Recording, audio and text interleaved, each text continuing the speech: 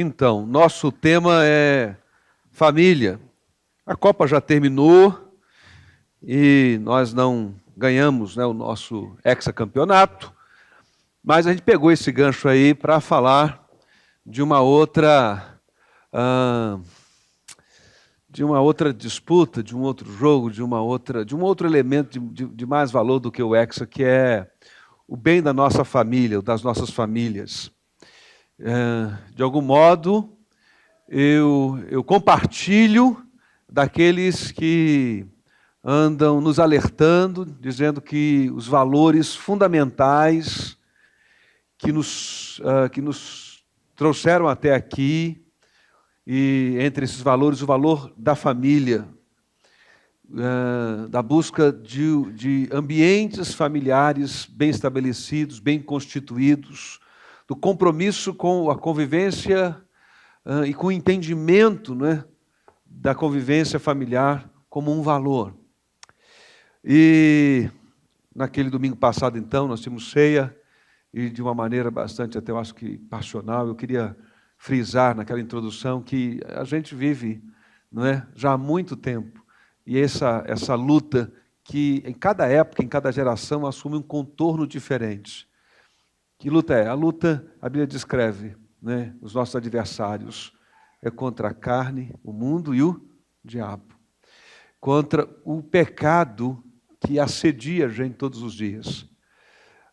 A corrupção que a gente testemunha na esfera pública do país, as denúncias que, de um modo alardeado pelos jornais, às vezes geram tanta indignação na gente. Ela não é uma exclusividade, essa corrupção, e aí não me refiro especificamente agora a desvio de verba pública, mas a corrupção do coração humano,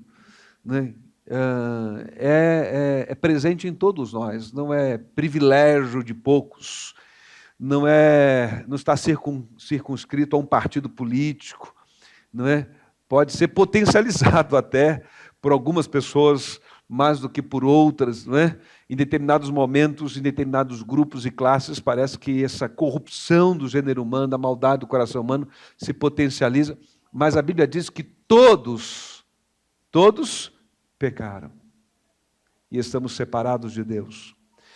E nós também, então, trazemos para a convivência familiar, para o vínculo familiar, para o vínculo da família, esse ambiente, esse relacionamento, este lugar sagrado que deve ser o lar da gente, essas tensões com outro formato, E o que nós desejamos aqui nesse mês de agosto, ao tratar desses temas, assim, de um modo mais conceitual, bíblico, em busca de princípios e na busca da reafirmação do valor, da família, é estabelecer um estímulo a todos nós, um estímulo a você, a procurar com um coração quebrantado diante de Deus, a encontrar sempre, deixa eu voltar a frase, a apresentar sempre um coração cheio de esperança para encontrar, aí sim, solução, para os impasses que o dia a dia da família apresenta. São muitos os desafios que nós vivemos em família, independente da época.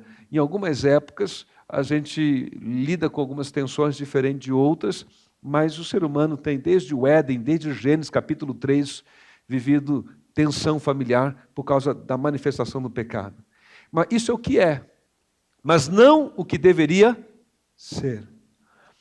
E nós, como Igreja de Jesus, como homens e mulheres que assumiram o compromisso de seguir Jesus, nós queremos afirmar que tem jeito, que o ser humano tem jeito, que a sociedade tem jeito, que os políticos têm jeito, que o país tem jeito, amém? Tem jeito. E que as tensões familiares também têm solução no Senhor. Uma evidência dessas tensões dos nossos dias, eu acho que se ganhou assim uma dimensão dramática, quando essa semana vimos pela TV, aqueles que puderam acompanhar ou leram, o Supremo Tribunal Federal, em função de um encaminhamento feito pelo partido PSOL, objetivando a descriminalização do aborto até a 12ª semana. Há num congresso um encaminhamento de uma lei para discutir isso, discussão nesse sentido, e o congresso tem, não sei, talvez a palavra seja essa, dito que não, mas de uma maneira política, engavetado. E aí o pessoal resolveu recorrer, né, ao Supremo. E aí houve vários expositores convidados, houve quem protestasse dizendo que havia mais gente se pronunciando a favor da descriminalização do aborto do que contra, né, que deveria ser igual, no mesmo número, a favor e contra. E com essa minha fala, deixa eu até dizer isso, não falei pela manhã. Gente, não vai aqui nenhuma palavra de juízo, de condenação, a quem pensa diferente, a quem defende a descriminalização, e nem a quem, por exemplo, praticou o aborto. Não é o papel da igreja julgar ninguém, que isso fique claro para todos nós. O papel da igreja é anunciar a graça e o perdão de Deus em Cristo Jesus. Amém? Dito isso, no entanto, a gente, como igreja e como seguidor de Jesus, a gente tem valores que vão estabelecendo, né, a moldura do nosso comportamento, que vão estabelecendo a estrada que a gente vai trilhar, né, das nossas decisões e das nossas escolhas.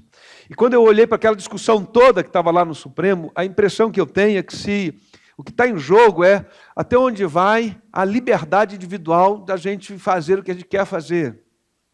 Os nossos desejos. De alguma forma, até isso foi dito lá, mais de uma vez, sobre a liberdade individual que deve ser dada à mulher, que não deseja uma gravidez, prolongar uma gravidez, que por alguma razão, né, se acha grávida e julga que não tem condições, ou julga que não pode, ou julga que não quer, ou julga que, enfim, né, que não era essa a intenção, etc. E ela quer expressar, sem ser criminalizada, o seu desejo de abortar. E um aborto no Brasil, você sabe, ele já está previsto em lei em algumas situações, pelo menos em 3 situações, não é isso? No caso de violência de estupro contra a mulher, não é isso? No caso em que a gravidez oferece o risco de vida para a mãe, e no caso de anencefalia, não é isso? Acho que essa expressão, né? Um bebê que não tem o cérebro formado, seria isso, não tem cérebro, né, por alguma má formação. E agora há uma discussão sobre isso, sobre a possibilidade, independente desses 3 fatores, até a 12ª semana, se a mulher entender que ela não deseja, que ela não quer, ela ter liberdade disso. Eu compartilho da posição de que, se não do ponto de vista legal, do ponto de vista moral, é muito e profundamente lamentável um aborto. E, de novo, não vai aqui uma palavra de juízo nem de condenação. Quem julgará a mim, a você e essa sociedade, e os homens, é o Senhor. Mas esse é o meu entendimento. Agora, eu estou citando isso, não para entrar nesse mérito da questão hoje aqui, eu acho que a gente precisa tratar desse assunto como igreja, né, pensar, refletir sobre esse assunto, né, à luz da Bíblia, luz dos princípios da palavra de Deus sobre esse tema tão delicado, tão sensível. Mas eu estou citando isso para dizer que, de fato, o que está presente é, mais uma vez, a questão de como eu lido com aquilo que eu desejo fazer. Quem é o árbitro da minha consciência? Como eu tomo minhas decisões? Como eu faço minhas escolhas? Eu diria, a questão do desejo está envolvida nisso. E eu me lembrei, fui na biblioteca procurar deste livrinho, O Declínio da Cultura Ocidental, foi publicado lá no original, The Closing of the American Mind, e ele é de 1987. Eu ainda era estudante, seminarista, na Faculdade de Arquitetura, e, enfim, gostava muito de ler, e vi lá um artigo promovendo a leitura deste livro, o título me chamou a atenção. Ele teve lá algumas semanas, né, nos Estados Unidos, né, nos catálogos dos livreiros como um livro de ponta, um best-seller na ocasião. E eu adquiri e li esse livro, um livro de leitura difícil. Eu dormi muitas vezes, era bom para dormir, eu lia e começava a dormir assim. Não é? Mas me esforcei e me empenhei a ler esse livro. Estou citando ele, você vai entender por quê, vou citar algumas coisas que ele diz. Esse autor, Alan Bloom, ele é um acadêmico, da Universidade de Chicago, não sei se permanece lá, não levantei nada sobre ele, me interessa o conteúdo. Mas deixa eu citar, ele não escreve como um pastor, ele não é um pastor. ele não é um homem religioso, ele não defende a posição religiosa, não fala em nome da religião. Ele não professa, né, a fé cristã, pelo menos não está caracterizado nesse livro, como eu e você entendemos a fé cristã. Ele faz uma análise da cultura, inclusive americana. Ele não cita o Brasil hora nenhuma. Mas ele usa a cultura americana como um estudo de caso para falar de uma tendência global no que a gente chamaria de civilização ocidental. E ele faz uma análise, né, dos últimos anos, das últimas décadas, né, caminhando ali para o final do século XX, do comportamento, especialmente da educação norte-americana e de onde essa educação está levando o jovem norte-americano. Pensei algumas coisas para compartilhar como introdução aqui nessa análise. Olha o que ele diz, por exemplo, falando um pouco da família e dos fundamentos da família. Ele diz assim: ir à igreja ou à sinagoga e rezar à mesa, não é? Formava um modo de vida inseparável da educação moral que se supunha constituir a responsabilidade especial da família na democracia americana. Trouxe um livro lá da convenção, escrito por um procurador, e esse título está sendo replicado, às vezes, em outros artigos, hoje, sobre a situação do Brasil. E o título do livro é A Escola Ensina e a Família Educa. Interessante que ele não está falando nem do Brasil, nem de hoje, né?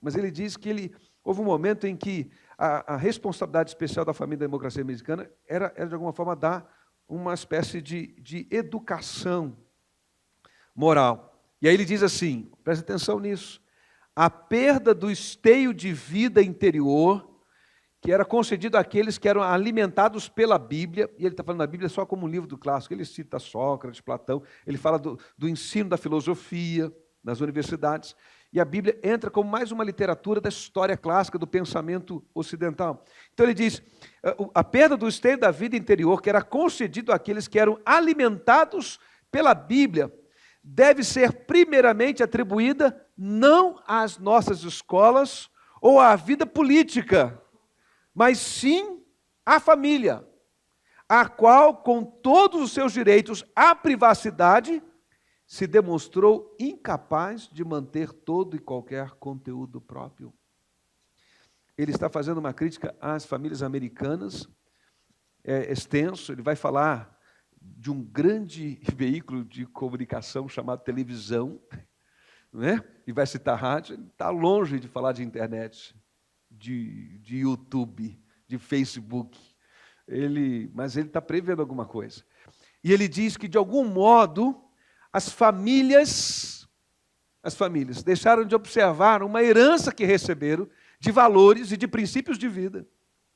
E ele diz que, falando dos Estados Unidos, da família americana, e eu fiquei pensando, tão quão próximo a gente está reproduzindo isso, né? Dizendo o seguinte, que o problema da sociedade não tem a ver com o que está sendo ensinado na escola, embora também isso possa afetar, nem com o comportamento de leis políticas. Ele diz que a raiz do problema da sociedade norte-americana está na família que abriu mão do seu papel. Obrigado, Sérgio. Já tem um pouquinho de água aí. Isso. Vamos completa aí. Que abriu mão do seu papel. Pausa, né, para o comercial. Obrigado. Abriu mão, e eu fiquei pensando nisso. É claro que a gente tem que observar o que está sendo ensinado na escola. E eu creio que a gente precisa, como qualquer outro grupo organizado da sociedade, observar o que está sendo discutido no Congresso e pleitear aquilo que nós entendemos como um grupo de estudo da sociedade, que é o bem para a gente e para a sociedade. Mas ele faz uma crítica à família, gente. Olha, ele diz que, de algum modo, a perda de alguns valores relacionados à família, à educação familiar, estava por trás de muitos problemas que ele está tentando diagnosticar como tendência na sociedade norte-americana. Eu acho que nós aqui também precisamos fazer a nossa meia-culpa quanto a isso. Há um papel importante na formação do ser humano que cabia à família e que, de algum modo, foi se perdendo ao longo do tempo. Agora, olha assim, pais e mães, olha aqui para mim, olha o que ele diz, pais e mães. Não é um pastor, gente. Não é um pastor. embora fale como um. Pais e mães perderam a noção da mais alta das aspirações que poderiam ter para os filhos, que seria a de serem sábios. Aí ele diz, como sacerdotes, como um profeta ou filósofos. Ele avança e diz, os pais não têm autoridade legal e nem moral que tinham no velho mundo. Falta-lhes a confiança em si próprios como educadores dos filhos. Ele está dizendo que em algum momento os pais perderam a moral, a coragem, a ousadia, alguns valores que sustentavam a sua autoridade materna e paterna para orientar o filho. E ele está mostrando que há uma relativização entrando e permeando as relações. Bom, os pais já não sabem em que acreditam, só se sentem seguros, eu diria, não é? Em dizer aos filhos que desejam vê-los felizes e realizados em sua capacidade potencial, mas não sabem, ele fala isso, não sabem como comunicar valores de vida adequados.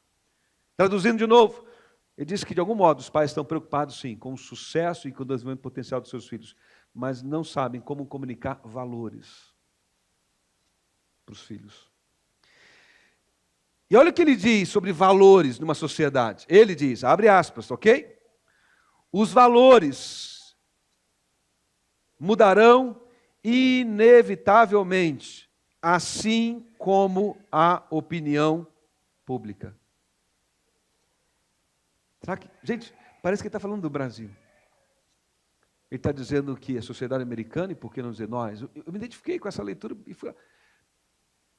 Valores, o que são os valores? Vamos discutir e a opinião pública decide. Mesmo na questão que está no Supremo, que está também de alguma forma engavetado no Congresso, há gente advogando, né? E eu vi a Marina dizer isso, uma postura politicamente talvez de meio, né, centro, ela dizendo que se faça um plebiscito, que se faça uma consulta, né, sobre este tema à população. E alguém já disse, não, que se faça às mulheres, porque diz respeito a elas. Outros, não, faça a população como um todo, porque diz a sociedade como um todo. A questão é,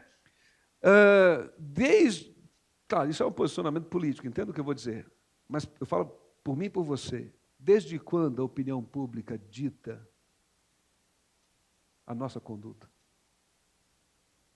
De onde foi que nós tiramos a ideia? Tão diferente, talvez, dos pais dos nossos avós, em que a palavra de Deus ditava a opinião pública. Parece que cada vez mais, essa é a minha sensação, estou dividindo isso com você, me apoiando na leitura de uma pessoa que fez a manada da sociedade e que a gente pode dizer isenta na medida em que ele não é um pastor, né? Mas acho que a gente já não pode mais, como pregador, dizer como Billy Graham dizia, a Bíblia diz. Deixa eu prosseguir. Olha o que ele diz sobre a supremacia dos desejos individuais sobre os valores, que eu queria que você entendesse.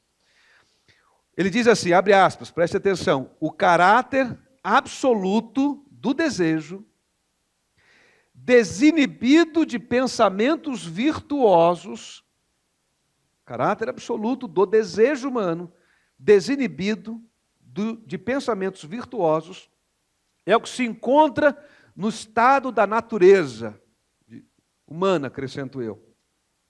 Representa o abandono da tentativa de subjugar ou de aperfeiçoar o desejo pela virtude, procurando antes descobrir qual é o nosso desejo, e então viver de acordo com ele, o que em boa medida é concretizado criticando-se a virtude, que é acusada de esconder e corromper o desejo.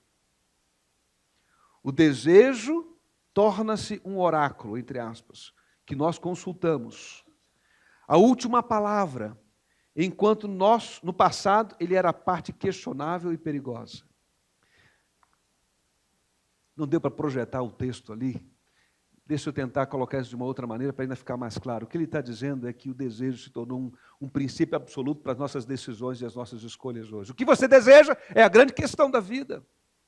não mais o que é certo, não mais o que é o bem comum, não mais o que Deus pensa, não mais o que diz a palavra, mas o que você deseja. Então, na hora de tomar uma decisão, as orientações se multiplicam entre nós, nos aconselhamos uns aos outros, e o que nós dissemos? Nós dissemos assim: como você está sentindo no seu coração? O que fala o seu coração? O que você deseja? Ele diz então que o oráculo, uma espécie de tradutor da voz divina, não é mais outra coisa senão os nossos desejos. E ele diz: houve uma geração em que tratou os desejos com suspeita. Houve uma geração em que entendia que os desejos precisam ser direcionados por virtudes e por valores. Mas hoje a coisa, de alguma forma, foi esta base, e ele diz, não é?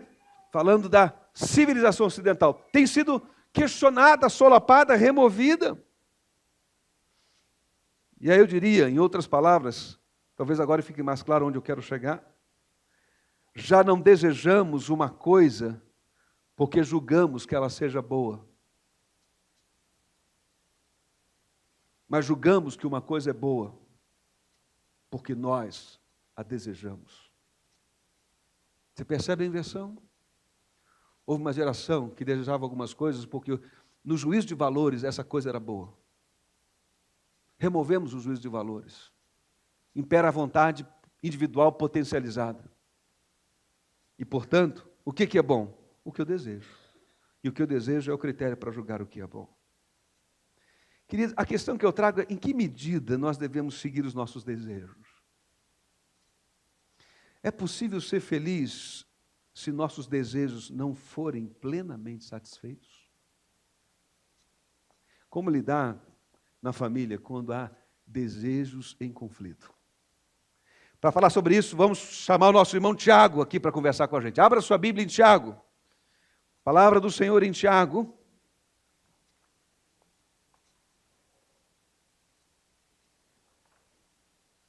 Tiago é um livro prático.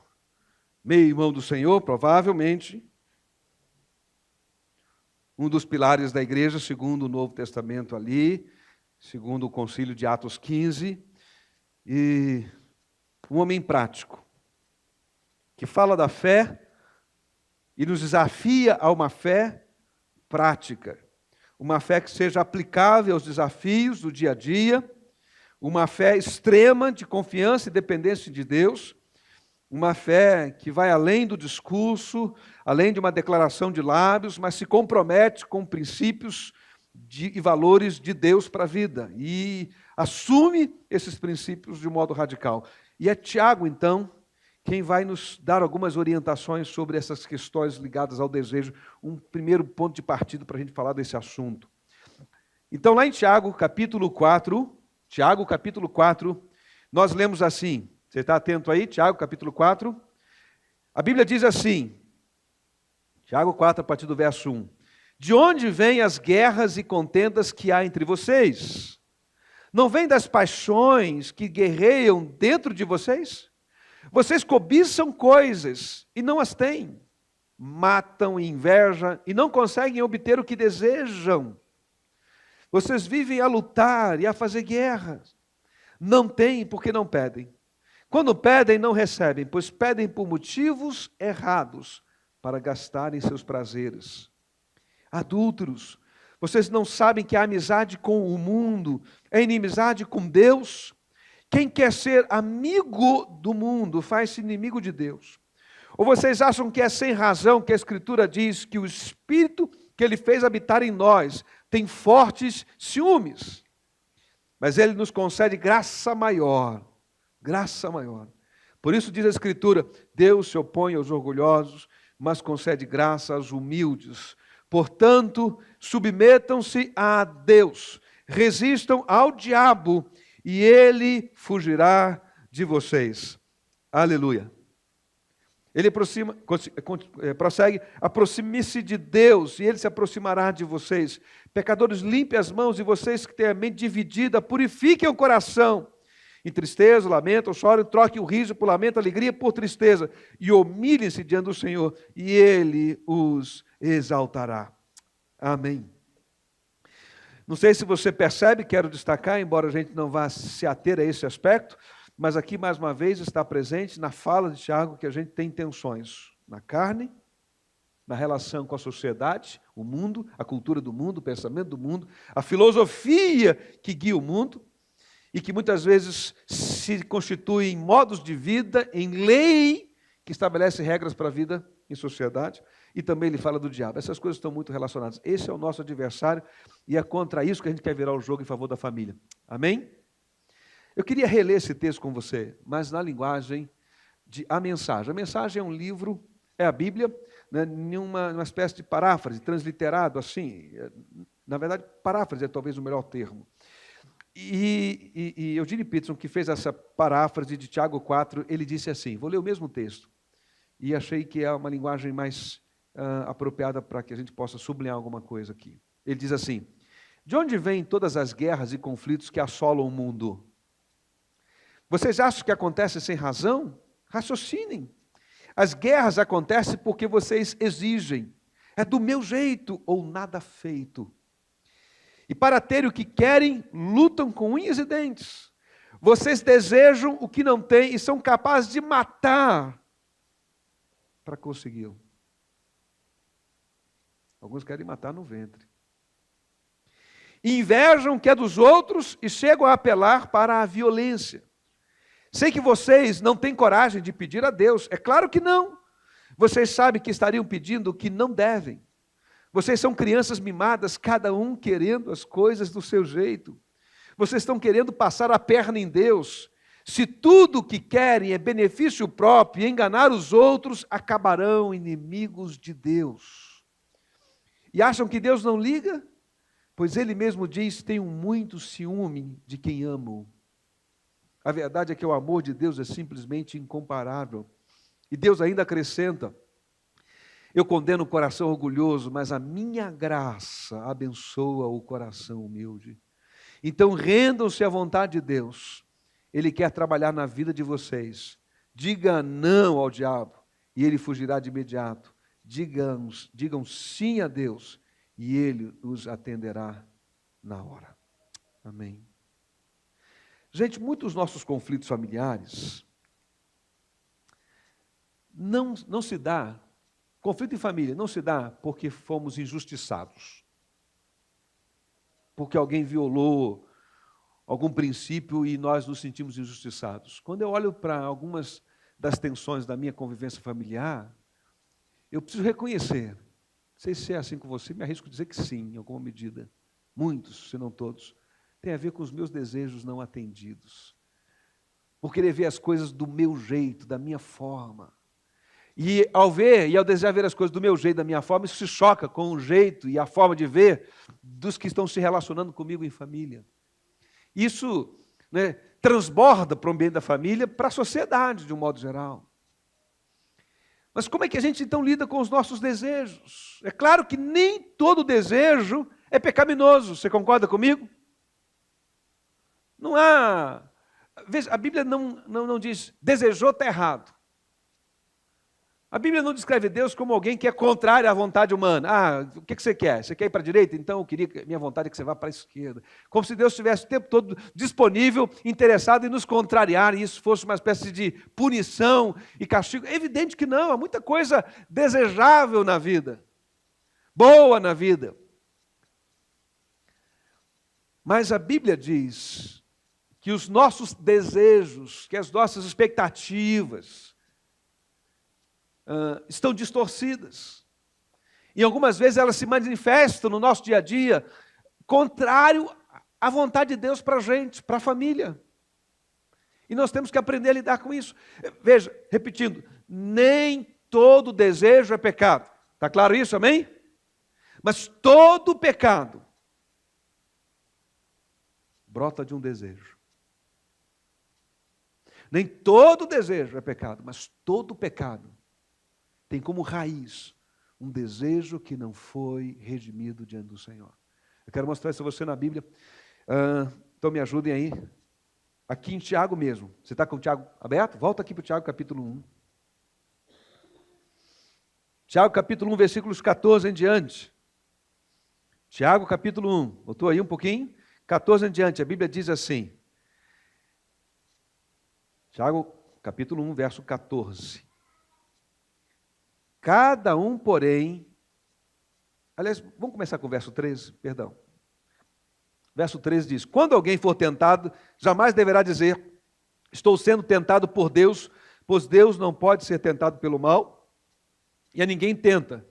Cada um, porém, é tentado pelo seu próprio mau desejo, sendo por este arrastado e seduzido.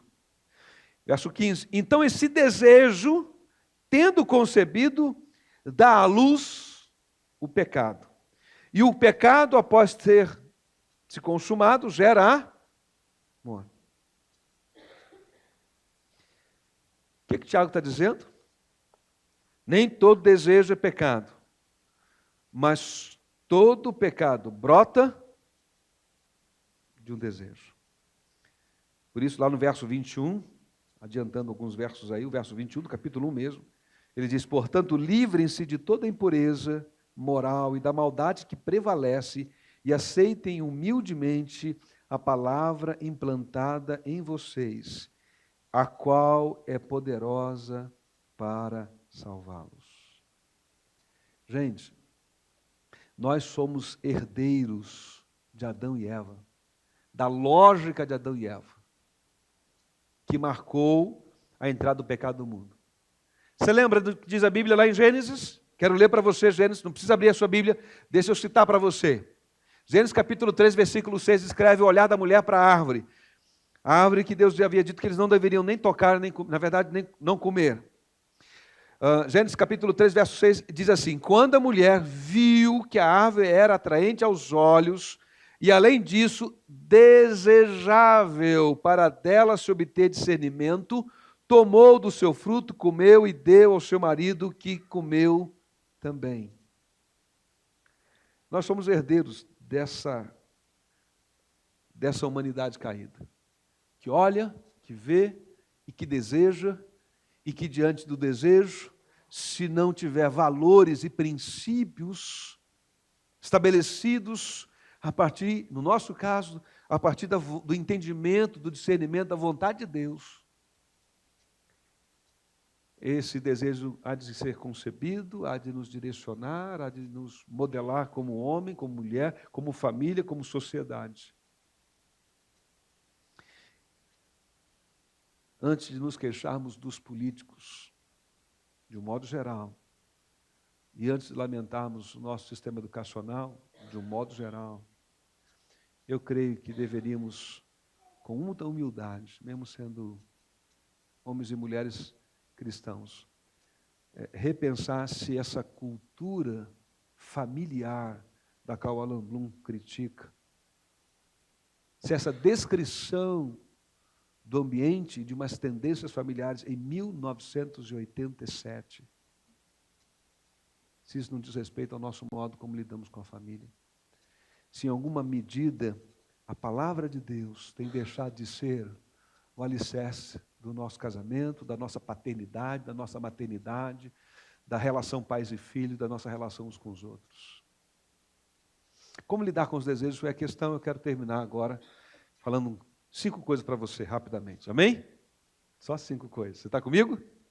Amém? 5 coisas. Primeiro, como lidar com os meus desejos? Quero dividir algumas reflexões e nós vamos lá para o livro de Gálatas, mas deixa eu começar com essa afirmação. Você precisa decidir sobre que forças, né, sua vida, sua família será governada. Que forças governarão a sua vida? Que valores? Ou melhor, talvez eu devesse dizer, os valores ou desejos? Os princípios de Deus ou o que for a média da opinião pública? O seu discernimento daquilo que a Bíblia ensina ou o que você acha que é o pensamento e o senso comum dessa sociedade? O que é senso comum da sociedade está sempre em choque com aquilo que a Bíblia diz? Não estou dizendo isso. Mas estou dizendo que quando houver choque entre um comportamento, uma cultura, uma lei, um senso comum, um plebiscito, e esse senso comum de uma sociedade se chocar com os princípios de Deus, A gente precisa tomar uma decisão. O que vai dirigir a nossa vida? Os princípios de Deus ou o senso comum? Ou o que todo mundo faz? Esse é o primeiro desafio. Olha o que o Senhor diz a Caim, Gênesis capítulo 4, versículos 6 e 7. De novo, não precisa abrir, porque depois nós vamos ler juntos Gálatas. Eu quero apenas citar. O Senhor disse a Caim: por que você está furioso e por que se transtornou o seu rosto? Se você fizer o bem, não será aceito. Mas se não o fizer, saiba, diz o Senhor a Caim, que o pecado o ameaça à porta. Porta da casa dele. E ele diz, o Senhor diz a Caim, o pecado deseja conquistá-lo, mas você deve dominá-lo.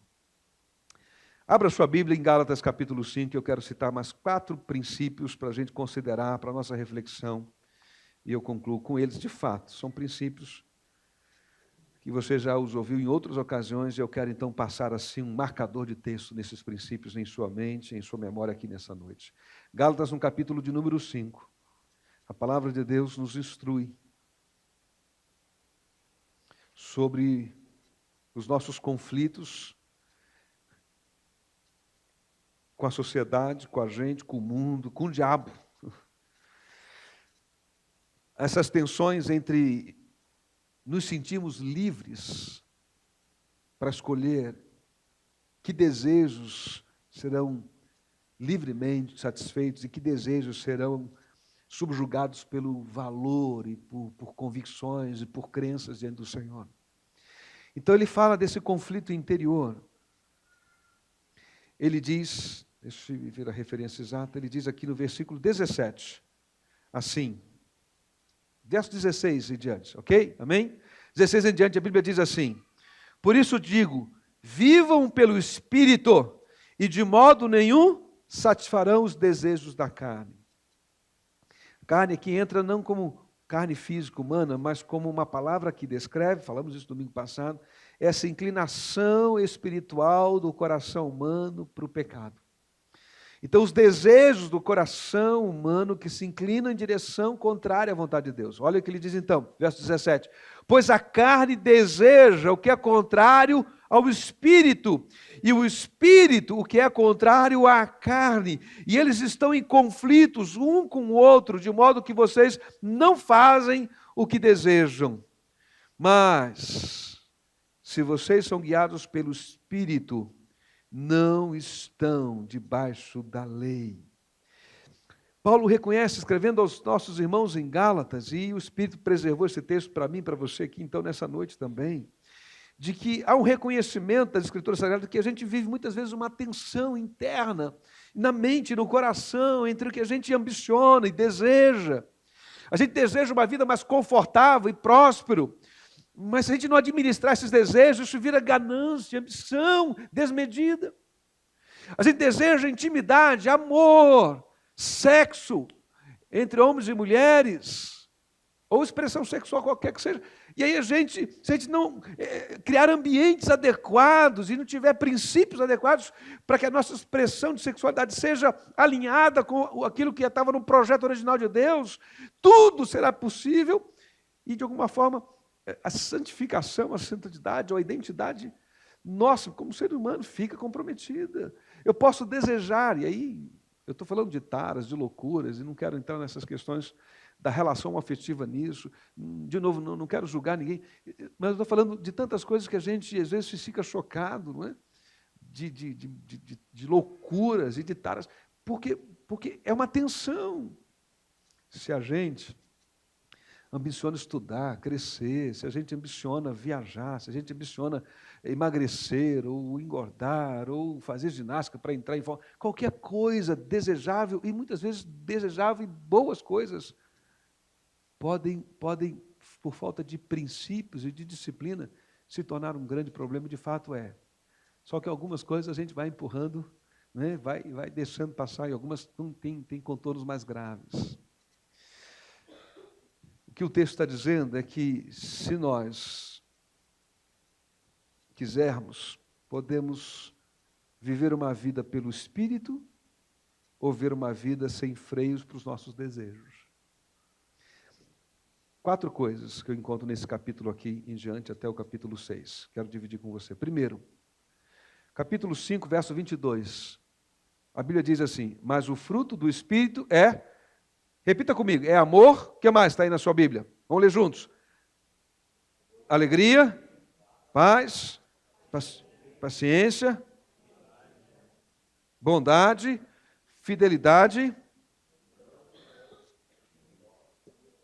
Oh, imagina uma casa assim, que esse negócio está presente todos os dias lá.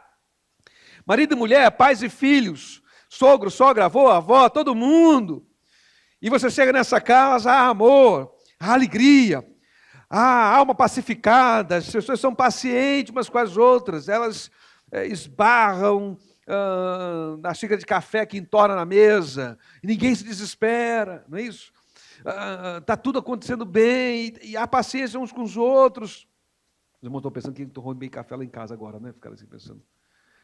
Mas, sei lá, né?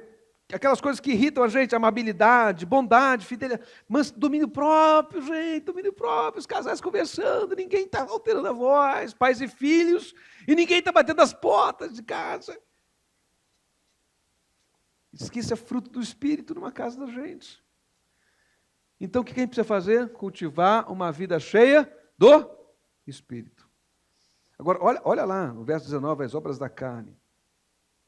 Moralidade sexual, impureza, libertinagem, idolatria, feitiçaria, ódio, discórdia, ciúmes, ira, egoísmo, dissensão, facção, inveja, embriaguez, orgias e coisas semelhantes. São os nossos desejos. Você precisa fazer uma escolha. Uma vida pautada pelos princípios e valores do Espírito, da palavra ou dos desejos e da carne. Então, esse é o primeiro princípio. Primeiro, decida o que você quer da sua vida. Decida o que você quer. Segundo, cultive uma vida cheia do Espírito, é a minha sugestão. Terceiro, capítulo 6, olha um pouquinho mais à frente. Versos 1 e 2. Irmãos, se alguém for surpreendido em algum pecado, há possibilidade de pecado. Se algum irmão for surpreendido em pecado, vocês que são espirituais devem fazer o quê? Restaurá-lo com mansidão, cuidando-se, porém, cada um para que não seja tentado. E o verso 2 é chave, gente. O que diz o verso 2? Levem, Gálatas 6, você está aí comigo? Levem os fardos pesados uns dos outros e assim cumpram a lei de Cristo. Deixa eu resumir e dizer o seguinte: compartilhe com honestidade a sua caminhada cristã com uma comunidade cristã solidária. Como é que eu vivo uma vida no Espírito? Eu me associo a pessoas que estão andando em Espírito e compartilho com honestidade a minha vida com eles. Por quê? Porque Tiago diz, não fique surpreso, porque as pessoas vão pecar. O seu marido vai pecar contra você, sua esposa vai pecar contra você, seus filhos vão pecar contra você, os pais vão, em algum momento, agir de modo equivocado e vão pecar contra os filhos. E se nós andarmos em Espírito, seremos capazes de tratar esse momento com paciência, amabilidade, amor, etc. E mais do que isso, com essa capacidade de dizer, vamos sentar juntos, vamos conversar. Vamos ver o que a gente pode fazer para corrigir, para melhorar, vamos encontrar um caminho de diálogo. Terceiro, verso 6 em diante, de Gálatas 6. O que está sendo instruído na palavra, partilhe todas as coisas boas com aquele que o instrui. E ele prossegue, não se deixe enganar. Você já abriu sua Bíblia em Gálatas 6, amém? Abra aí. Não se deixe enganar, de Deus não se zomba, pois o que o homem semear, isso também colherá. Agora, verso 8, quem semeia para a sua carne, da carne colherá o quê? Destruição. Mas quem semeia para o Espírito, do Espírito colherá a vida eterna. Verso 9, e não nos cansemos de fazer o bem, pois no tempo próprio colheremos, se não desanimarmos. Portanto, verso 10, portanto, tendo oportunidade, façamos o bem a todos, especialmente aos da família da fé. Então, primeiro, decida por uma vida no Espírito. Segundo, cultive uma vida, então, cheia do Espírito. Terceiro, compartilhe com honestidade a sua caminhada cristã, com a comunidade cristã, com irmãos e irmãs, com pessoas que possam estar junto com você. Seja honesto sobre as suas lutas de vida. A sua vida com as pessoas de sua confiança, que possam orar e aconselhar você. E em terceiro, então, aliás, em quarto, né? Seja guiado, eu diria agora, com base no que nós lemos, pelo juízo do bem para o outro e não para si mesmo.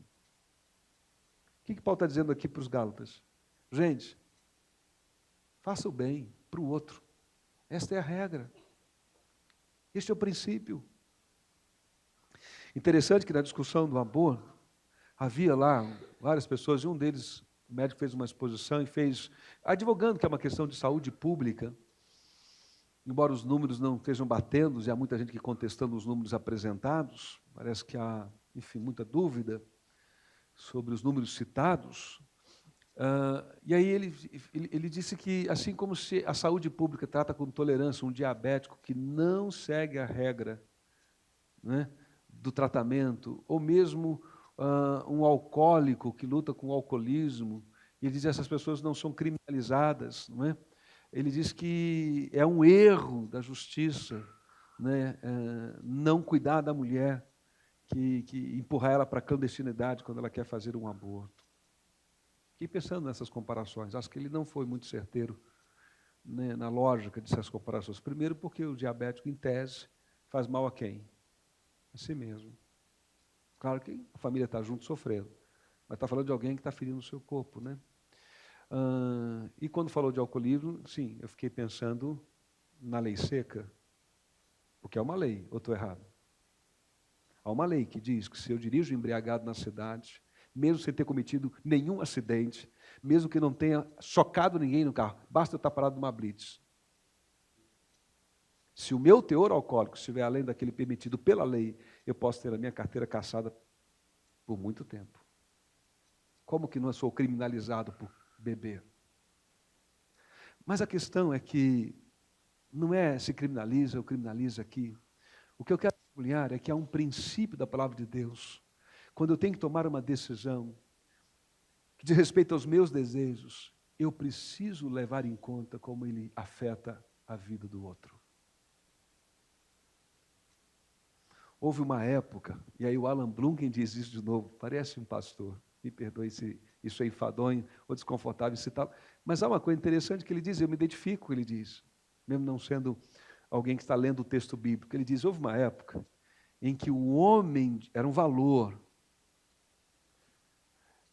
havia uma nobreza em se reconhecer um homem de bem, porque um homem de bem não cuidava dos seus interesses, mas era alguém sempre interessado no interesse do outro. De alguma forma, nós demos uma virada, porque achamos que isso não estava muito legal, e a gente introduziu, diz o Alan Bloom, de que hoje as pessoas precisam cuidar primeiro de quem? Delas mesmas. Né? E a gente acrescentou, inclusive, na leitura bíblica, uma coisa que nunca esteve lá. Jesus diz, amarás o Senhor teu Deus de todo o seu entendimento, de toda a sua força, de todas as suas energias, e ao seu próximo como? A ti mesmo. Aí nós introduzimos, está vendo? Se eu não amo a mim mesmo, como posso amar adequadamente o meu próximo? Só que Jesus nunca disse isso. Nós estamos dizendo isso. Então o que Jesus pensava? Sabe o que Jesus pensava? Jesus pensava que, na verdade, a nossa inclinação para o egoísmo é tão grande que ele não precisa mandar ninguém se amar. O que ele precisa dizer, se ame menos. Porque, muito provavelmente, mesmo se amando da forma errada, você se ama. Quem tira a vida num ato suicida, se ama. Se ama tanto que não pensa no impacto da sua morte sobre aqueles com quem convive. Ah, mas tirou a sua vida e não se amava adequadamente. É uma outra discussão. Quem se embriaga, quem se droga, os nossos desejos de felicidade e bem-estar nos guiam sem freios quando não temos os valores de Deus. Jesus não precisa mandar ninguém se amar a si mesmo, porque nós nos amamos. O nosso problema é que a gente só se ama a si mesmo e às vezes de modo egoísta ou errado. E ele então parte do pressuposto que, em alguma medida, a gente vive se autopreservando, tomando cuidado para não ser ferido, para não ser magoado, e a gente se protege. Ele diz, tá bom, pode se proteger, mas assim como você se protege, não quer ser ferido, assim como você gosta de ser agradado, ser servido, assim como você gosta de ser elogiado, de ser aclamado, de ser perdoado das suas faltas, assim como você gosta de que as pessoas digam, não, tudo bem, você errou comigo, mas está tudo bem, fique tranquilo. Ele diz, ame o outro e faça o mesmo. Eu sei que isso é difícil, mas esse é o princípio, faça o bem, esse é um valor. Se diz respeito ao outro, faça o bem enquanto tiver oportunidade. E ele ainda dá uma recomendação, especialmente aos da família da fé. E eu termino então com esse último princípio, do versos 12 em diante. Preste atenção aqui. Preste atenção aqui. Verso 12 em diante do capítulo 6 de Gálatas. Os que desejam causar boa impressão exteriormente, tentando obrigá-los a circuncidarem, agem deste modo apenas para não serem perseguidos por causa da cruz de Cristo. Nem mesmo os que são circundados cumprem a lei. Querem, no entanto, que vocês sejam circuncidados a fim de se gloriarem no corpo de vocês. Quanto a mim, que eu jamais me glorie, a não ser na cruz de nosso Senhor Jesus Cristo, por meio do qual o mundo foi crucificado para mim e eu para o mundo. De nada vale ser circuncidado ou não. O que importa é ser uma nova criação. Paz e misericórdia estejam sobre todos os que andam conforme esta regra e também sobre o Israel de Deus. Sem mais, que ninguém me perturbe, pois trago em meu corpo as marcas de Jesus. Irmãos, que a graça de nosso Senhor Jesus Cristo seja com o espírito de vocês. Amém. Verso 14 e 15. Quanto a mim, que eu jamais me glorie, a não ser na cruz de nosso Senhor Jesus Cristo, por meio do qual o mundo foi crucificado para mim e eu para este mundo. De nada vale ser circuncidado ou não, o que importa é ser uma nova criação. Termino dizendo que esse é o último princípio que eu quero deixar para você. Nós somos dependentes da graça de Deus. Da graça de Deus. Paulo, nesse último parágrafo de Gálatas 6, é como se ele estivesse dizendo assim, tem muita gente que agora está pensando que eu estou falando de aparência religiosa, de regra religiosa. Eu não estou falando disso. Eu não estou falando de você ostentar a aparência de santidade. Porque você tem pecados.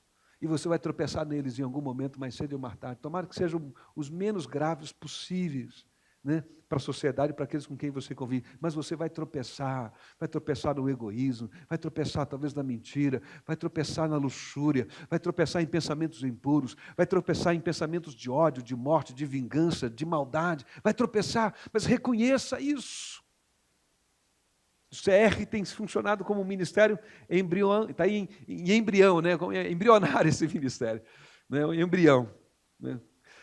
Mas a gente trabalha muito isso lá, esse admitir a sua falta diante do irmão, como um princípio para a gente começar a desfrutar mais da graça de Deus. E o que Paulo diz então é o seguinte, se é circuncidado, se não é, se é membro da igreja, se não é, se foi batizado por imersão, por aspersão, se canta, se não canta, se está...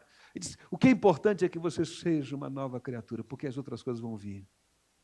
É como se ele dissesse, se você tem um compromisso com Deus, se você entregou sua vida para Ele, se Ele é teu Senhor e teu Salvador, Ele vai cuidar de você, Ele vai cuidar dos seus desejos, Ele vai orientar os seus caminhos, e você vai vencer toda a luta, toda a adversidade que o pecado pode trazer à sua vida. Amém? Vamos cantar uma canção que cantamos pela manhã, convido os músicos para virem aqui mais uma vez. Conselhos simples e práticos para vocês, quero dividir com vocês. Como é que a gente vai vivendo essa vida nova? Vida na igreja é um princípio, orando, lendo as Escrituras em casa, pais lendo as Escrituras com seus filhos, orando com eles, à mesa, ou na hora de dormir, ou em algum momento especial. Alguns dias estávamos, eu e o Charles, conversando sobre isso, não é? Às vezes a gente não quer fazer um culto doméstico, aquele modelo tradicional. Alguns de nós nem herdou isso, né? Porque crescendo lá em que não tinha esse negócio. A gente ouviu falar que Mas o princípio é esse, não é a regra, o princípio de que você precisa ter comunhão espiritual com a sua família. Né? Sentar à mesa e conversar não só sobre as mudanças, ou sobre carreira, ou sobre a viagem, ou sobre as férias, mas sentar à mesa e falar sobre a palavra de Deus uns com os outros, orar uns com os outros. A nossa proposta com os grupos de pastoreio e serviço, com o GPS, é convidar toda a igreja para esse tempo de comunhão, de partilha, de caminhada junto. Quando a gente caminha em comunidade, quando a gente caminha em comunhão, em família, e a igreja é essa família estendida espiritual que Deus acrescentou para nos ajudar nessa caminhada de resgate da nossa mais pura humanidade, da nossa humanidade redimida em Cristo. A igreja é parceira nesse processo. E o meu apelo como pastor, que você se integre, que você desfrute disso para a glória do Senhor na sua vida. O que importa não é ser religioso, e não é em nome da religião que eu falo, nesse sentido tradicional, mas eu quero dizer para você que é em nome da palavra do Senhor Jesus e do amor de Deus por você e por mim. Amém? Vamos cantar de pé juntos?